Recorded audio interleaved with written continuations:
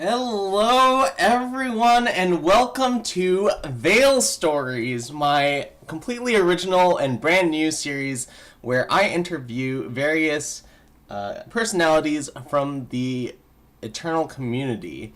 Today's guest is none other than MantidMan. MantidMan, you there?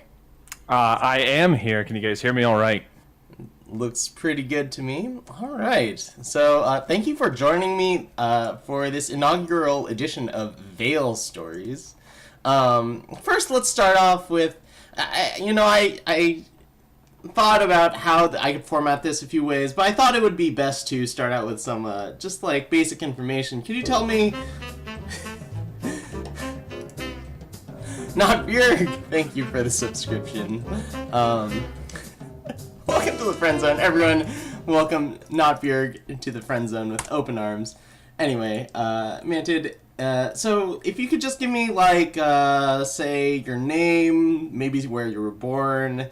We know you're a part of Team Rankstar, right? And, like, any achievements that you're proud of in Eternal. All right. I can't contain it. Like I know what you're looking at on your screen. It's just hilarious. Well, so my real name is Matt, and I am 32 years old. I would say I'm probably in the upper echelons of some of the older Eternal players, especially ones that are active in the community. And I was born in Hollywood, Florida. Um, it is, yeah, I like to say just Hollywood, but then everybody's like, oh, California, why'd you move away? Because I hate California, and I was actually born in Florida, so yeah. Yeah, you've kind of got that accent a little bit. It's a little... not quite the same as people from LA. Well, it's a very neutral accent for a reason. So I grew up in Georgia, and when I get angry, the drawl comes out. I drop G's. There's a lot of drop G's, drop D's, things like that. So you'll know if this goes from a Sunny V friend to Sunny V frenemy as it's labeled, because I'll drop into that drawl and it'll be a problem. All right. So, what's your most notable achievement when it comes to Eternal? See, I don't have any achievements in Eternal. God, I have no idea. Zero achievements. I was one of the first, like contracted members with Team Rankstar, and Wait, hold up. You guys have contracts? Man, that's some fancy. I don't have any contract with Team Eternal, like Team ET. I mean, it's just accepted that we don't share our secrets outside the Discord. But yeah, you for guys sure. have contracts? So, I mean, I don't know how much I can really go into it, but yeah, there are non-contracted members, which make up the bulk of the team, I would say. Outside of like Eternal, so we're like this mega corporation when it comes to games. So we have teams in Hearthstone and teams in Gwent, teams in Eternal, and we're building like a Shadowverse team and all that kind of stuff. So most of the members are non-contracted, but there are a few members, whether it is because they perform at a very high level, which is definitely not me, or they put out a lot of content that is relatively popular, which is me. Those types of team members are contracted with the team just so they adhere to a little bit more of like an enforceable guideline. And so I'm one of those members. All right, that's pretty cool. By the way, we can hear something like a dog in the background, or if you're doing some torture chamber stuff, like... It could be either of those things. No, I have a boxer, and she is laying on a bed behind me, scratching herself. So she'll go back to sleep in a minute, I'm sure. All right. Oh yeah, go ahead. I was going to say the achievement outside of that. I don't know what a lot of the other specs are on some of the material, like on some of the articles and stuff. But I have one of the most retweeted and liked Eternal tweets, and like out of tagged eternal tweets, I have one when I was begging for a spoiler for Unexpected Results, the Eternal podcast. We had like something like hundreds of likes and just shy of like 100 retweets. It was bananas. Wow. Is there somewhere we could get a link to that?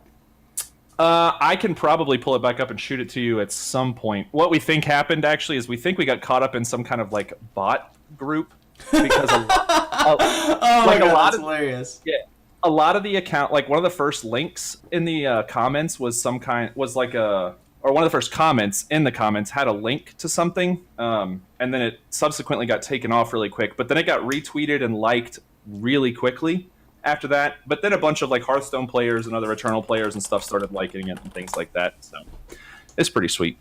All right. So you mentioned content creation earlier. Is there any content that you'd like to share with us? Well, obviously, you can go to teamrankstar.com and click on Trail Stories, which comes up every Friday around lunch on the East Coast.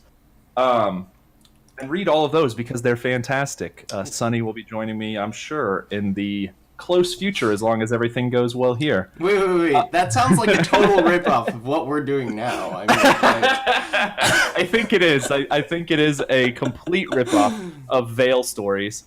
So we have that. I did an article for a little while that was sort of popular, but I ran out of things to write about. It was called Eternal Vanguard. It was like how to interact with the community, how to not be a jackass, things like that. But there's only so much you can write there. And obviously, I do the podcast with Platypus King. He broke his leg like a month ago, and we have not done the podcast since then because he's been in the hospital and a physical rehabilitation center. Yeah, that sounds... I've been following that. That sounds very unfortunate and not pleasant.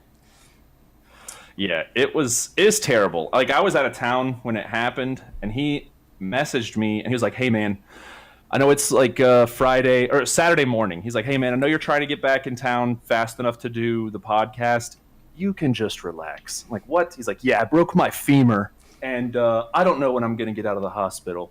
So it's been a ride for sure. Is there somewhere where I think there's a page where people can donate to Platypus King if they want to? There is a Patreon. I will link it in the chat here in just a second while I continue talking to fill up dead space so you guys don't think I'm unprepared.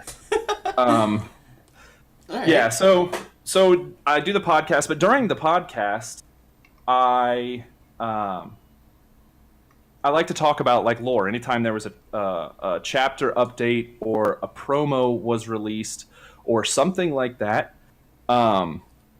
I would talk about lore for like 10 or 15 minutes. And Platypus King is notorious because he hates it. He just he doesn't really care about the lore, which is fine. But we have a lot of fans that do. And so I would get messages like, hey, do a lore podcast. Do it by yourself if you have to, if Platypus King doesn't want to join in.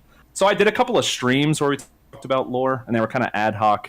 And I got a bunch of messages like on Twitter and on Discord, like, hey, do what you did, but do it in a video and make it like 30 minutes at the absolute most, and I'll watch the hell out of it. And I got that message, 30 or 40 times over the course of the 2 weeks that I did the lore stream. So I'm finishing up the first video in a lore series presented by Team Rankstar and InkedGaming.com. It is called The Oath Book. And if anybody's following me on Twitter, they've seen me talk about it some. It's going to be a lot of fun. The first episode is going to be like this 30-minute story primer where I just go through everything from the game's release through Chapter 23 and Caiaphas the Wandering King. So it'll cover all of the main story plots from kind of start to finish so everybody who wants to can get caught up without having to read or go through the campaigns or anything like that. Yeah, that's pretty sweet. Before Shadowfall came out, I actually tried really hard to catch up on all the lore, and I found it, like, very difficult to figure out what the heck was going on and what the timeline is and all that stuff. So I'm really glad that, you're going through and doing all the work to put it all together. that I'm really looking forward to that. I like good lore in my fantasy games, so I'll be really looking forward to that. Yeah, and the Eternal lore is great. One, the story is obviously like well thought out. Everybody for the longest time was like, "Oh, they don't know what they're doing. They're bouncing around, all this kind of stuff." Well, we come to find out when I want to say it's when Dead Reckoning came out. Somebody on the Eternal team let slip at an event that they had everything through like set 5 planned back when they released set 2, and they're telling the story in this asynchronous manner because it really hasn't been done this way before. Like all these other kind of games, Hearthstone has an established storyline. It just follows the World of Warcraft or the Warcraft in general storyline. Magic has this huge book of lore essentially, and they don't have to add anything to it. They continue to, but it's told kind of very linearly. So the Direwolf Digital and the Eternal team tell this kind of asynchronous story, and they have been for the last 2.5 years, where they're just all over the place, and they have essentially cleaned everything up, and brought everybody back together. So everything kind of split in the Empty Throne campaign. The champion or the Scions all kind of went off in their own direction. Then Jack got his campaign, and it showed us like what his past looked like, and everybody was split up all over the place. And all these stories and all these campaigns they bounced around through time, and they bounced around across characters. But in chapter 23, we got the formation of the Triumvirate, and then in Caiaphas, the Wandering King, they answered essentially the last little bit of like who was where questions. So we know kind of where everybody was. We know where everybody is now, except for Jack, and they can progress the storyline further at this point, and they open up this whole new world of like the Strange Lands, which is awesome. All right. So is it safe to say that if someone is interested in this stuff, they should follow you on Twitter? Yes, if you are interested in lore, because that's the only thing I am good at, follow me on Twitter. It's in your chat, or if somebody is listening down the road, it's twitter.com/MantidMan. Yeah, I posted it in chat if anyone wants to click on that. All right, so you say that the only thing you're good at in the game is lore, but I hear that you also have a disposition toward banning innocent people trying to help people out. Well, yeah. I mean, like I said, in the game, I'm only good at lore. Okay. But in real life, I am super good at inconveniencing as many people as possible in the shortest amount of time. So not only do I go into streams and get made a moderator for no reason, but then I let people post really derogatory ASCII images, and I just ban the person above them at random. Oh, that's hilarious. It spawned probably the most fun I have had on Twitter ever, because the only thing anybody ever wants to talk about is like politics, and I like talking about politics, but I hate talking about politics with people I don't know.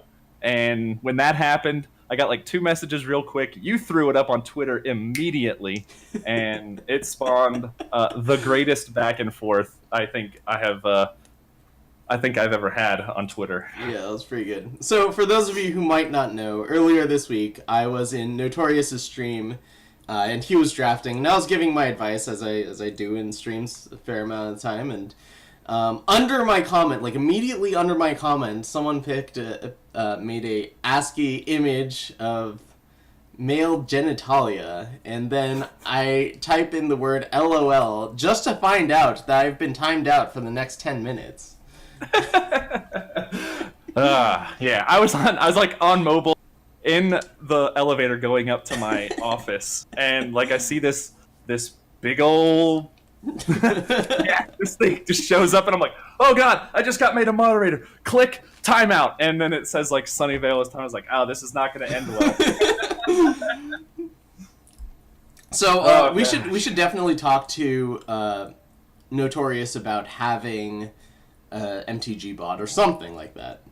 Yeah, he probably, with how popular he's getting, and really how popular like all of the streamers are getting, everybody needs to make sure they have like an auto moderator that will pick out like floods. Like that would have been caught by a flood filter immediately, not even looking for anything derogatory. Just the fact that it was like 6 lines of Yeah. 6 lines of text for all intents and purposes. Yeah.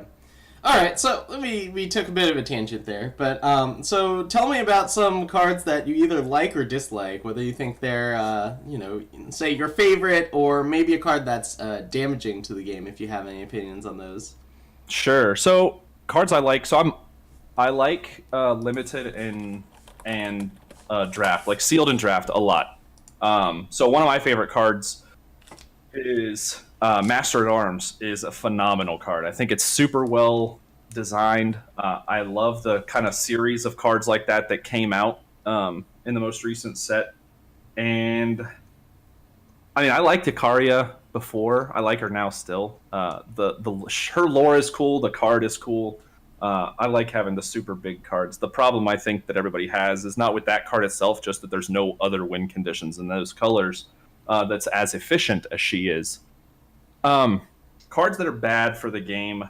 I could be a jerk and jump on the bandwagon that everybody else is on and say that like Talir, who sees beyond, is a bad card. But I don't think she's a bad card. I think other cards that exist make her bad because we've had her around for 2 years and nobody has cared. And Vodacon was around for essentially a year and change and nobody cared. The problem that came around obviously was markets, and it became a lot more efficient to get to it became a lot more efficient to finish the combo. Like you get one of those two pieces and you just scoop out the other one, and bingo bango bongo, like you have a board state that's essentially unstoppable. So a card that's actually a problem, though, I still really hate Hailstorm. I think, like, I like playing aggro, so I'm a little biased. But I think when you have one card that locks out an entire archetype, you're in a weird place. And they've sort of done something to try and help that with the Shadow card that came from Into Shadow, and I can't remember what it's called. But the one that makes them discard a spell. Shakedown. Yeah, Shakedown. Like, they tried to help it a little bit with that. I think there's other things they could do. I don't know what those are. I don't pretend to be a designer. Mm-hmm. But if they could find a way to mitigate the risk of Hailstorm for aggro decks, I would be super happy. Okay, so here's my take on that. I actually like... First of all, I think you need to have an effect like Hailstorm in your game. You do. It needs to exist, sure. Yeah, you need some sort of sweepers. You could say that, Hailstorm might be... I don't know, like, the numbers on Hailstorm might be a little oppressive, but I don't even necessarily think that's the case. Like, you can play an aggro deck that curves out to 3 with something that has 4 health, for example. Like Letharite Darkstalker, or some other way of dodging Hailstorm, like Vadius, or Yenev Merchant, which have the Aegis Protect against that. So I actually really don't have a problem with Hailstorm, just because I think there are ways that you can play around it. You just can't go, just all things that have 1 health or 2 health or 3 health or whatever. It does limit the cards that you can play, but I think it makes it kind of interesting in that if you're curving out in an aggressive deck, you definitely want something that can survive the Hailstorm on 3. Yeah. Well, and, I still play a lot of Skycrag aggro because everything has Aegis. Mm-hmm. I play, I still will jump in and play some like Rakano or things like that. Again, so I can either get like big butts on stuff or have protections in place. Kenedon's is almost an aggro deck, like starts out kind of fast and then shifts its focus. So I play that some as well, because who doesn't love summoning, 4, 5, 6 Grenadins and then turning the tables around and like, oh, by the way, I'm copying your big guy and I have 2 of them now. Like, that's a lot of fun. So we have some chat questions. Ethereal asks, what are Mantid's thoughts on Irel Genetrex being Master at Arms meets Initiative's hand? So I don't think of the card itself as being like worth anything because it doesn't exist in this. Like, you can't get it in the sealed formats, any of the sealed or limited formats. I love the idea that they tried, and the thing that's the best about Genetrex Irel the Fourth is her lore kicks ass, and I can't wait to find out more about the Soulists. Ooh, yeah, I haven't read that article yet, but if you say it, Essentially, she is the pope for this group of super religious zealots that follow the Emperor of Mankind from Warhammer 40k, like this super vengeful demigod or god that decides what's heretical and what's not, and it is awesome. And then her two entries, like in other stories, where she's watching this fight happen, and she's like, "Yeah, this fight between Island and Caleb needs to happen."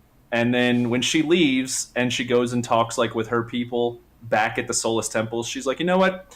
We locked up this initiate who was just crazy, and he's been locked up for like 900 years. Let's see what he has to say." Like, she's just cold, heartless, and amazing. All right, and Muratheme asks, "Is Sandstorm Titan the real best waifu?" Sandstorm Titan is not the real best waifu. Sandstorm Titan's scarf is best waifu. Oh, okay. I'm glad we had that cleared up. Okay. So a few more questions on my basic information list is if you have if you have a wish for Eternal, like whether the game developer, like some direction the game developers take, or something that could happen to this game, or a personal mantra, would you like to share those? Sure. So my wish for the game itself would be one, let's get the full release. I mean, I think we're in a great place, but more so, just communicate better. It's the only complaint I've had with Direwolf and the Eternal team is I don't think their communication is bad. I think the way that they have the game and the way things work, I think works against them, so they don't have the ability to communicate. We see that a lot when there's trouble with like iOS releases and things like that, and that's not their fault. That is because Apple doesn't pay attention to the little guy, and we're still the little guy until we get the full release. So, like, that's two birds, one stone. I think if we go full release, the community probably explodes. Even if it's just for the short term, I don't think it will be. I think the game will be very popular, and then Apple will start paying attention, and we won't have to wait for an update to get pushed. Personal mantra is never be the slowest guy when you're running away from a bear. No. Oh man, I better get in shape. No, my real personal mantra is something my dad told me when I was a kid. It doesn't matter the grades that you make. All that matters is the hands that you shake. And when he said that when I was a kid, I never paid attention to it because everybody else said that, you know, you have to do really well in school if you want to do well in life. You have to go to a good college if you want to make a lot of money and be successful when you're an adult.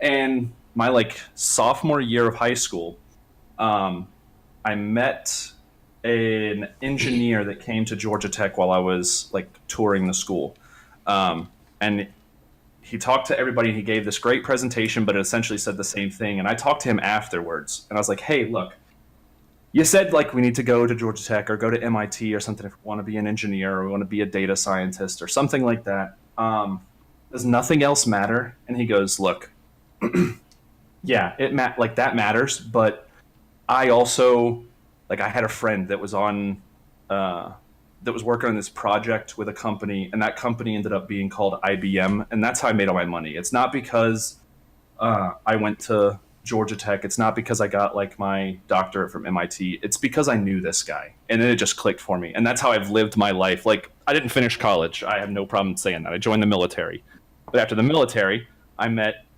a colonel that was there when I was getting out. And he gave me a job at a security firm, and then that helped me meet some people and let me work for another government agency for a while. And then after that, I met somebody who wanted to develop some software, and that's what I did. And then I married my wife, and her dad had some ends with different people in Seattle, and I met the CEO of this like $1 billion startup called Slalom, and I work as a data consultant now. So could I have done better if I like went to college instead? Maybe. Would I have done better if I didn't meet those people and focus solely on my schoolwork and things like that? Probably not. I mean, I agree. So what would you say is the eternal equivalent of that? The eternal equivalent of that is the game itself. Like, if you want to be good at the game, yes, it takes practice. Learn the cards and things like that. But more so, find people to watch, like streamers that play in the same play style as you. Talk to people in chat, or talk to people in on Discord and things like that. But the biggest thing, don't be afraid to accept or to send like friend requests to people and ask about decks that you think are cool, like that you didn't see.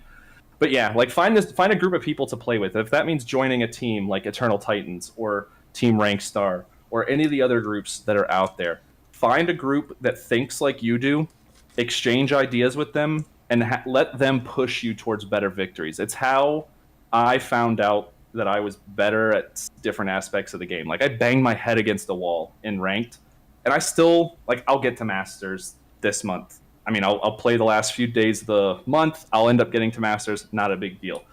But it drives me nuts. I don't like it because of the way the meta is and has been for a little while. It's not. I don't think it's a bad meta. It just doesn't match with me. But I played with some other people. Like, I played with Platypus King. I played with Ether Llama. I watched Flash's videos on YouTube.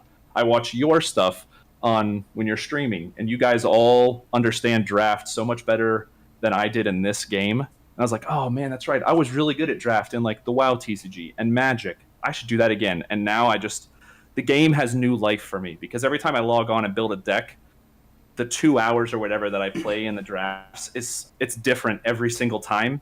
Even if you try and draft the same deck, like, you have to think differently. When you're playing Kennedans for 3 hours, or Talir combo or whatever it is that you're gonna do, the game is the same for you. It's, even if you're playing and making decisions, 80% of that is still kind of autopilot once you have the deck figured out. And there's nothing wrong with that if you like it, but I don't. All right, so that, I feel like that kind of took a meandering path on where we're headed, but I just want to back you on something about like the people that you play with. Mm-hmm. So I mean, you said, you mentioned Magic, so you come from a Magic background. Barely. I come from I played a lot of WoW TCG when it was around, and it got murdered and tortured for a digital card game called Hearthstone, and it was terrible. In my opinion, I don't like it. I don't like the way it's built. It's an RNG game, in my opinion. Yeah. I tried Magic after that, and I had some fun with it, but it's the only reason I even tried it is because everybody else was playing it, and it was like the only game around. And then there's other TCGs or CCGs that are digital that I've tried and that have been okay, but Eternal has been obviously the one I've stuck with and kind of had passion for. Yeah, so let me just talk about playing with the right people for a second.